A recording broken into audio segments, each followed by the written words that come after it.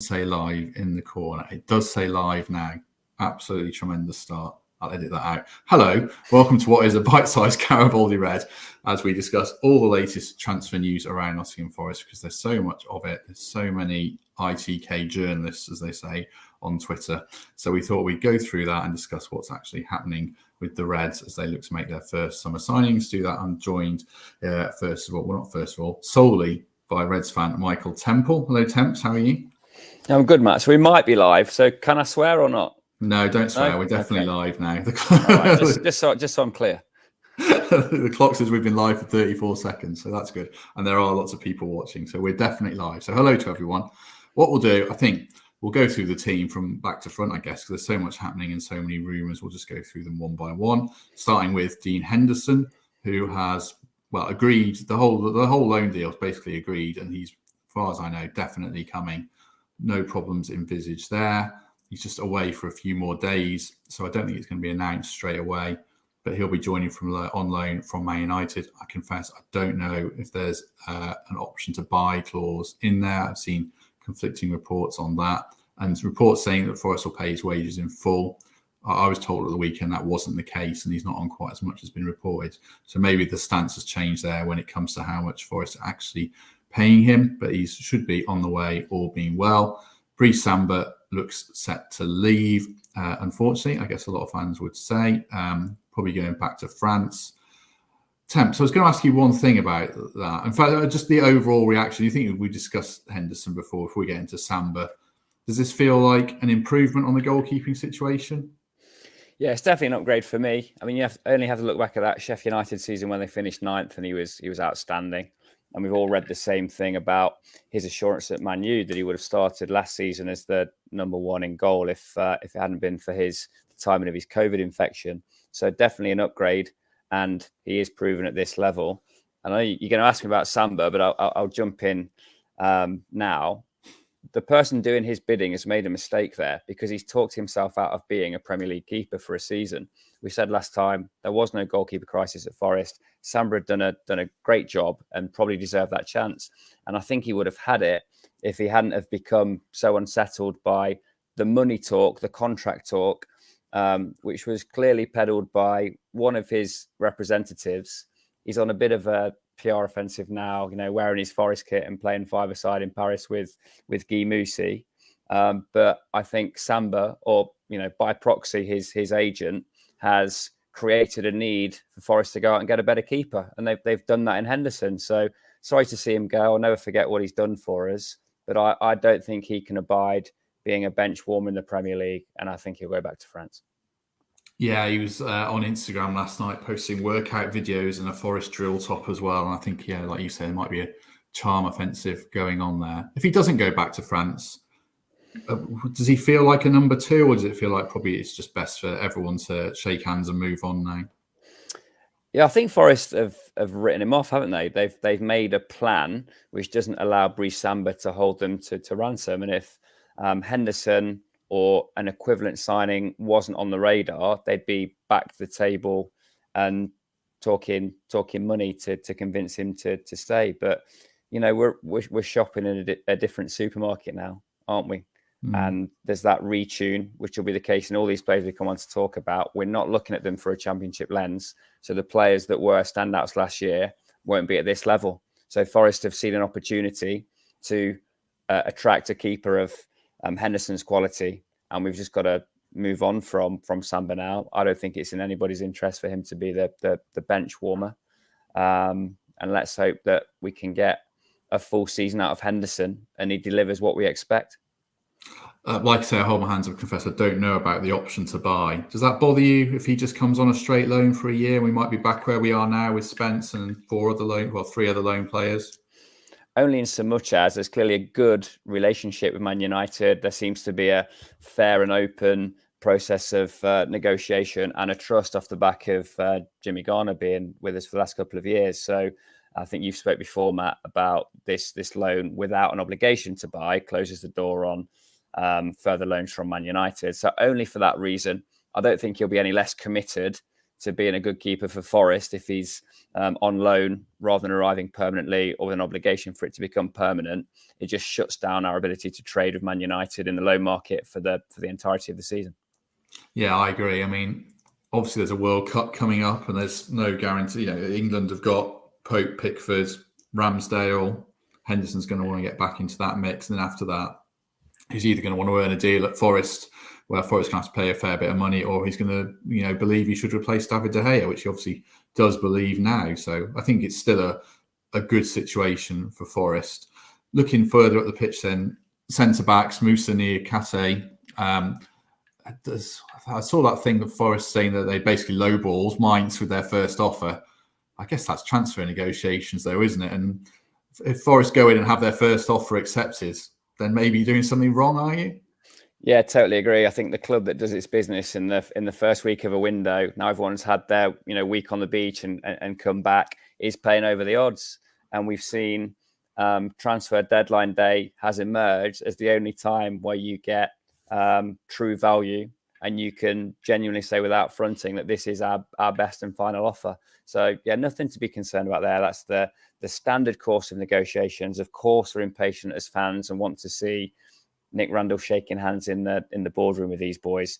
But if they had have landed this week, it will have been because we've paid over the odds. So yeah, kudos to Forest and the recruitment team who are obviously not only scouting these players thoroughly, but making sure we don't pay over the odds. And it's the right thing to do in this market. It's a crucial window. We can't make mistakes early on. We can't overpay. Having read a bit more about him, I think he's left-sided. He can play left-back, but more predominantly a centre-back. But also he's supposed to be very quick. Is that a fair thing that Forest needed to address? Because obviously Worrell, Cook and McKenna are very good, but you wouldn't say any of them are particularly rapid, would you? No, it feels like a nice mix for me. I think Cook is probably the one that's most exposed in terms of Forest picking their strongest team of those four around. I think his skill set is complementary, very comfortable on the ball, seems to be comfortable dribbling the ball out of defence and certainly can pick a pass. I describe that to Worrell as well. And while McKenna does have decent feet, his bread and butter is being an absolute beast in every header and tackle that he enters. So yeah, I like the mix. I think it's a good signing. If it comes off, I've watched the same YouTube videos as every other Forest fan, and yeah, I think he's a player that we can get excited about. I should apologise. Last week I was banging on about the risk of taking players out of the French league. I was clearly a bit unresearched, but I've looked into it more since then, and now I'm genuinely excited. Good. The wing backs is an interesting one. I suppose. I mean, I'm hoping to have an update on Spence by the end of the week, but it does sound like he's going to Tottenham. Forest want Nico Williams, and the noises around that sound more positive for a kind of a £15 million fee. They've also been tracking Issa Kabore, the Man City right back, who spent time on loan in France last season. I thought it was initially on loan, but I think I spoke to a couple of people and they said it's with a view to buying him because obviously Forest only have 2 loan slots and one of those is Dean Henderson. So that's interesting. His agent was at the Man City training ground yesterday on Instagram, meeting to discuss Kabore's future. So it's possible he'll move, and I think it'd be interesting if Forest could get him and Nico Williams. Williams can play on the left side, and obviously there's a vacancy there. Just packaging that all together, Temps, as the wing back it's an area of concern. It's got to be a priority area that you have to address pretty quickly, really, isn't it? It is, because it was such a strength last year. Historically, when Forest sides have been good in recent times, it was those partnerships down the right-hand side which brought so much joy. We're obviously talking about Spence and Brennan recently, and Kashi and Joe Lolly before that. I think the kind of Spence versus Williams versus Kabore thing is an interesting lesson in you being very pro your own and pro the plays you've already seen. So 15 million would probably get Spence done in terms of a transfer fee being accepted. But the wage demands and his kind of desire potentially to be in London might kibosh that. I'm excited by Williams because of his pedigree. The paper talk seems to be that we've kind of come up the rails a little bit when it looked like Fulham might be his most obvious suitors. That's a hefty transfer fee. But again, that synergy with Brennan from the Wales camp seems to make it a relatively natural fit. So I would be delighted if we sign Spence. I don't think that's dead yet. Happy if we sign Williams. Kabore is the one that I'm less convinced of, and I think amongst those names he looks like Plan C. But they've also been alerted to the fact that Man City are willing to do a deal and are happy to loan him to another Premier League club. So, yeah, in terms of personal preference, it'd be in that order. I'd take Spence, then Williams, then Kabore. Forest know they've got to get one of those across the line. If I was a betting man, I'd say maybe Nico Williams is the favourite to occupy that slot at this point. Yeah, I think I'd probably agree. Spencer's gone a bit quiet, but all noise is, Spurs bound. Although, like I said, hopefully have something on that before the end of the week. Mike in the comments raised an interesting name, Tagliafico, if I'm saying that right, the Argentinian left back from Ajax. Has sort of been potentially linked. He'd be an interesting one as well. Midfield is a real area of concern to me at the moment, because no disrespect to Cafu, because he did a steady job last season. He's obviously a great team man. You've got Jack Cole back, who's getting on a bit in football. So I think he's like 33 now. You've got Yatesy, and you haven't got Garner now. So there's obviously got to be some serious business done there. Not just one player, but probably two or even three, do you think? Yeah, we need a marquee signing at centre mid. And all those names you articulated there are great Championship players. Are they going to keep in the Premier League? I had a good nugget about Yatesy on holiday in Ibiza, running 10 milers every morning, because he knows he has to make the best of his talent, and he has to be the fittest player on the park if he's going to make that step up.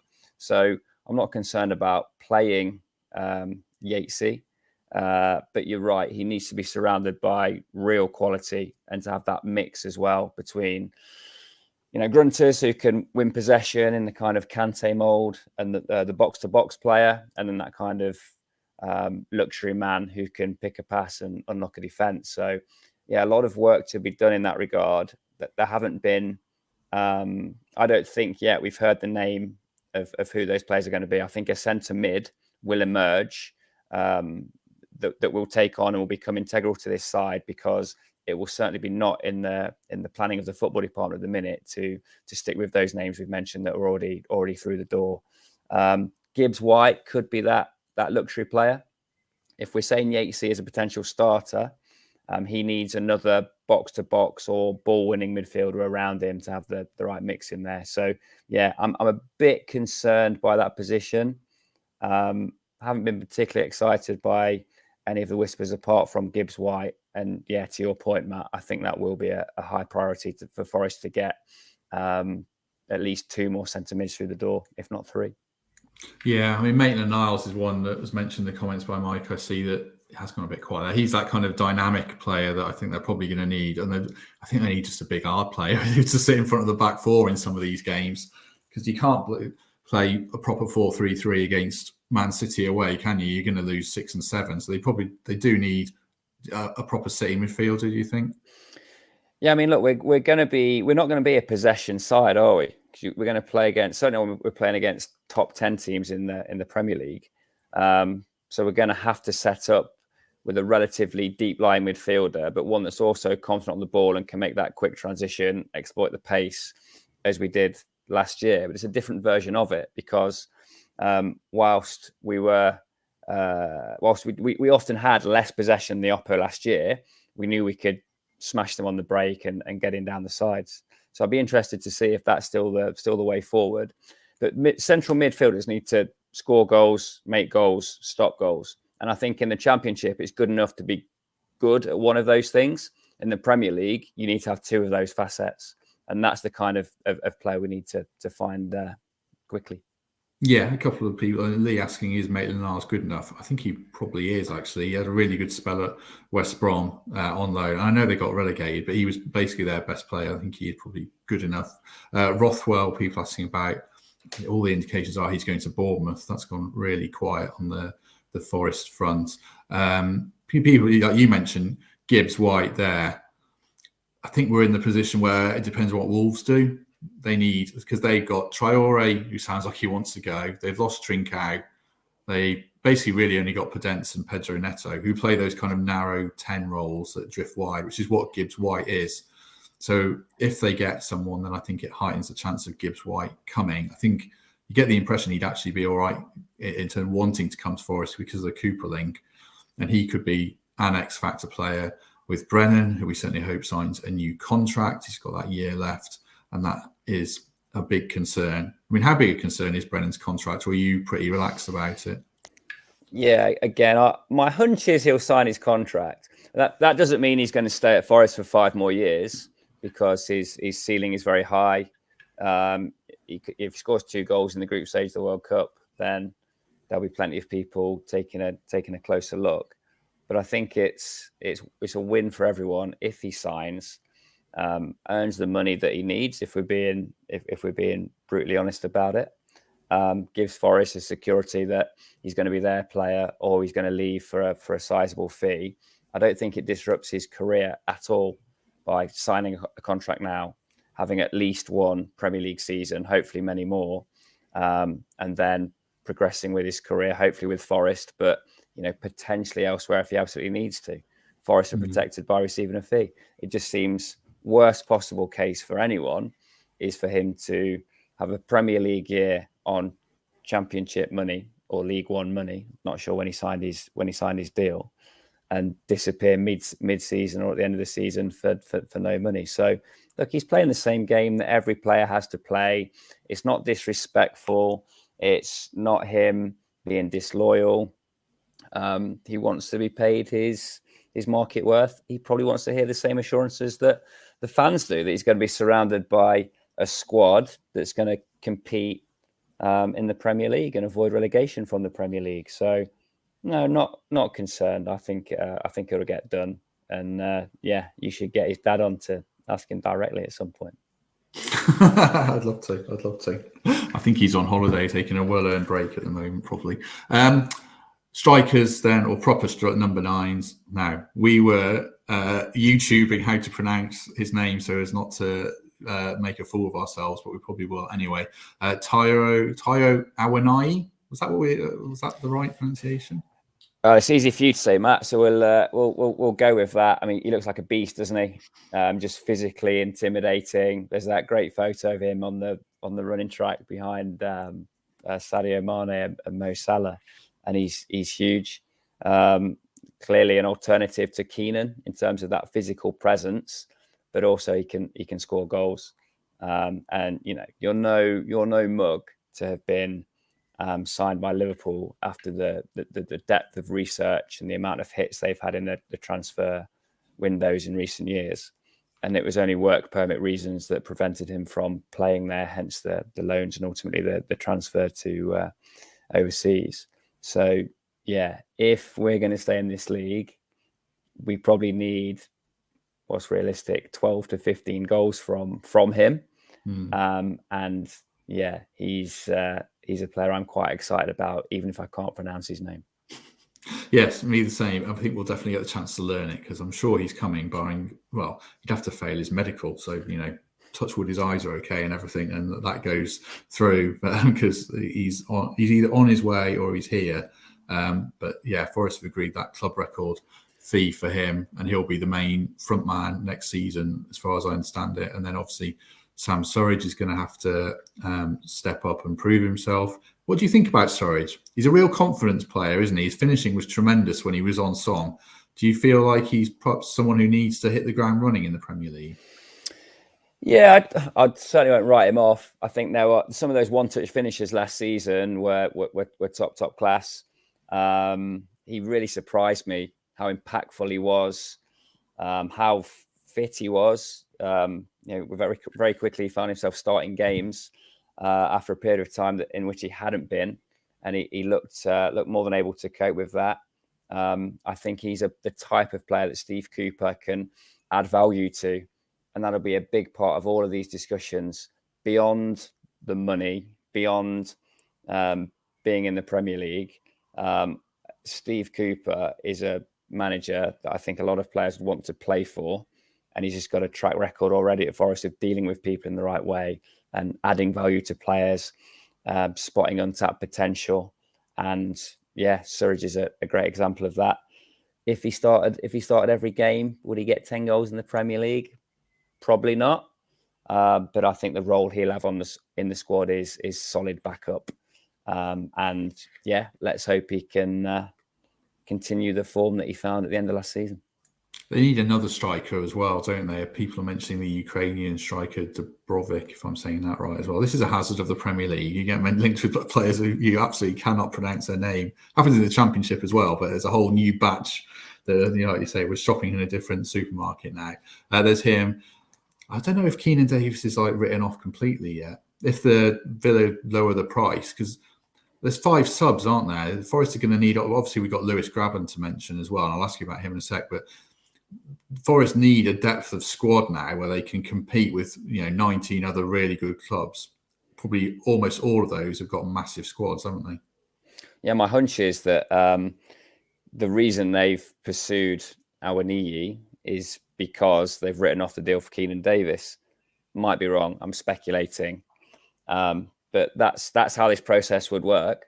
Forest have had these shortlists for a long period of time, but you can't dwell or cry if your top boy doesn't come. You move on to number 2, number 3, number 4. And there'll be some lofty, ambitious targets on there. So there'll be instances where we do have to work our way down the list. And that's not to anyone's discredit. You're just looking for players with similar attributes. At the same time, I think once you sign someone on that list, you probably don't go back should something change at Aston Villa. And Keenan finds himself an easier exit route. My read of that is he was keen to come. Forest negotiated. The fee was higher than expected. They found an alternative who appeared to have similar attributes, and they've jumped on that. So yeah, massive respect for Keenan. I think he was incredible for us next year, but I suspect that this deal will close the door on him coming to Forest. A similar boat then's Zinkernagel, who I thought might come back or Watford would keep him, but now he's going to Olympiacos. He's signing a 3-year deal there, and he was pictured in the airport in Athens yesterday. So, that's nailed on, basically. Are you disappointed he's not coming back even just as someone off the bench? Yeah, he'd be a good squad player, but look, he's a luxury player, isn't he? So the best of Zinkernagel is incredible. If you watch his highlights, his goals from last season, you'd think, what a player. But often when he got into the final third or got one-on-one, he wouldn't find the finish or make the wrong decision. Good Championship player. Again, different supermarket. Wouldn't have him in my 11 in the Premier League. So, yeah, reluctantly, no, I'm not disappointed he's gone elsewhere. And he's still in the family anyway, right? We could loan him in January if we needed him. Yes, it wouldn't surprise me. It wouldn't surprise me. I agree with what you say about him. His work rate was always there, and he always grafted, and he was kind of a hidden factor in how well Forest played. But there were games where he'd disappear and you'd be frustrated with misses. I mean, obviously Liverpool springs to mind, but then you watch the highlights. I watched every goal on the club put out, and he's involved in some key goals, so he certainly deserves his respects. Just summing up then, Temps, how are you feeling about the way the squad's shaping up? Because we know about this core group of players who it looks like are going to sign, but there's going to need to be another 5 or 6 even still beyond that we don't know about yet. Yeah, that's the point, Matt. This is just the start. So don't be alarmed by the gaps in the squad. There's a proper structure at Forest. There's a chief executive with a track record of excellent recruitment. There's a manager with a track record of excellent recruitment. And there's a lot of people supporting them in getting it right. So afford them the time. Accept that the best value deals are done towards the end of the window. Of course, you want to get the spine of the squad in early, have the familiarization for pre-season. But we don't live in an ideal world. We will put a squad together. There will be further changes beyond that. Some of these will fly. Some of them won't. That's football. But have patience. Forest know they've got a huge transfer window here, and I still think, whilst there'll be 2 or 3 early in the window, you'll be up late on deadline day. Yeah, I agree. I think you're right. I mean, I'm pleased that Henderson and Awoniyi provide part of that spine. Niakate would as well with his pace if they get that over the line. And then there's this kind of hidden midfield conundrum, which I'm sure they'll solve, because if they don't, they're going to really struggle. But like you say, we have to trust in the recruitment process, and it's certainly well on track. Right, we shall be back on Monday. I suppose we might do another one of these if something happens, but probably not. I think this will be us for the week, and then we're back on Monday. I've recorded a really good interview with Matt Ford, which I think people will like. I'm passing the transfer baton back to Sarah Clapson next week. It's quite stressful doing all this transfer stuff. I'm not sure I enjoy it too much, but hopefully people have been informed, and hopefully people enjoyed this. Temps, thank you very much. Cheers, Matt. And we shall see everyone soon.